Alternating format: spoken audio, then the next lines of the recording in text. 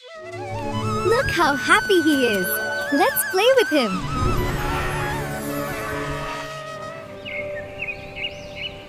पहाड़ों के पास बसे देवपुरा गांव में रामू अपनी पत्नी गीता और दोनों बच्चों अर्नव और पारुल के साथ मेहनतकश जिंदगी जी रहा था। सर्दियों का मौसम हर साल आता था, लेकिन इस बार ठंड ने गांव की सांसें रोक दी थी। खेत खलिहान, रास्ते, यहाँ तक कि पानी भी बर्फ जैसा जमकर आसपास की हवा चुभ रही थी। रामू सुबह सुबह अमीर घर कौशल निवास में खाना बनाने जाता था। गीता बच्चों को स्कूल छोड़ने के बाद फूल बेचने निकल जाती थी। एक दिन कौशल की मालकिन रंजना रामू से बोली, रामू, आज शाम हमारे घर मेहमान आने वाले हैं। खाना तो तुमने बना दिया, अब सजावट में भी हाथ बटा दो। और हाँ, अपनी फैमिली को भी पार्टी में लेकर आना। शाम को रामू अपने परिवार के साथ पहुंच गया। घर में हीटर लगे थे, इसलिए गर्माहट फैली थी। पापा, हमारे घर में भी हीटर लग सकता है क्या?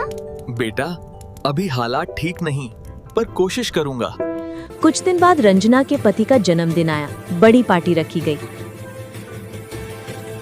पार्टी के दौरान रंजना का दोस्त विक्रम एक महंगा शोपीस गिरा देता है और उसका इल्जाम रामू की बेटी पर लगा दिया जाता है। इसमें विक्रम की एक चाल होती है। रंजना ने विक्रम की इज्जत रखने के लिए रामू को नौकरी से निकाल दिया। अब रामू के घर का गुजारा होना मुश्किल हो जाता है। सर्दी बढ़ती गई और कमाई घटती चली गई। कभी कभी घर में खाने के भी पैसे नहीं बचते थे। एक दिन रास्ते में वही विक्रम रामू को मिला जो बोला, रामू, क्या तुम मेरे होटल में आकर खाना बनाने का काम करोगे? रामू उसके होटल में काम करना शुरू कर देता है और उसके हाथ का खाना ग्राहकों को बेहद पसंद आने लगता है। विक्रम खुश होकर बोला, आज से रोज आना और ज्यादा डिशेस बनाना। विक्रम उसको पैसे दे देता है। रामू ने पहली कमाई से घर में राशन खरीद कर लाता है। घर में खुशियां लौटने लगी। लेकिन एक रात विक्रम अपनी पत्नी से बोल बैठा, अच्छा हुआ मैंने रंजना के घर से रामू को हटवाया। उसी का फायदा उठाकर मैंने उसे होटल में काम दे दिया और मेरा बिजनेस चमक गया। उसी समय रंजना बाहर खड़ी सब सुन चुकी थी। उधर कुछ दिन बाद होटल में एक बड़ा वकील खाने में खराबी पाकर मुकदमा कर देता है और होटल बंद हो जाता है। विक्रम कंगाल हो जाता है। सच सामने आता है। रंजना एक दिन अचानक रामू के घर पहुंचती है। रामू, मुझसे गलती हुई, वापस मेरे घर काम करोगे? 10,000 रुपए महीना दूंगी और तुम्हारी पत्नी को भी। रामू ने खुशी खुशी हामी भर दी।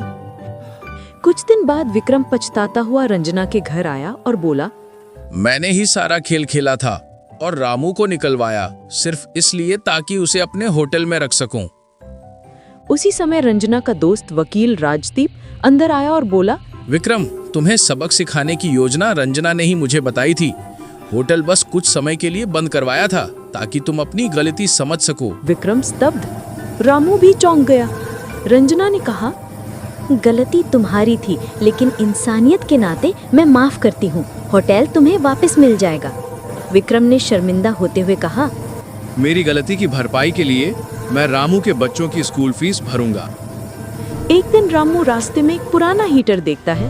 5,000 में खरीद लाता है। घर में गर्म हवा फैलती है और बच्चे खुशी से झूम उठते हैं। गीता बोली, तुमने बच्चों की सालों पुरानी इच्छा पूरी कर दी। ये परिवार ही मेरी असली दौलत है। और यूं ठंड के मौसम में भी उनके घर में गर्माहट बस गई।